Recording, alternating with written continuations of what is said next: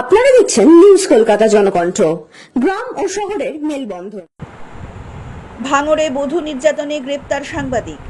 সম্প্রতি ভাঙড়ের কাশীপুর থানার পুলিশ নিউ টাউন থেকে ডিজিটাল প্ল্যাটফর্মের এক সাংবাদিককে গ্রেপ্তার করেছে বধূ নির্যাতনের অপরাধে। আপনারা সেই ছবি দেখছেন নিউজ কলকাতার পর্দায়। আজ তাকে বারুইপুর কোর্টে তোলা হবে। এর আগে পুলিশ প্রশাসন ধমক খেয়েছিল।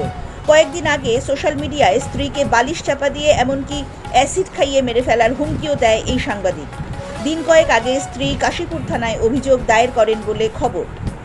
বছর তিনেক আগে ভাঙড় থানার বোদরা অঞ্চলে বিয়ে করে বর্তমানে 2 সন্তানের পিতা ওই সাংবাদিক।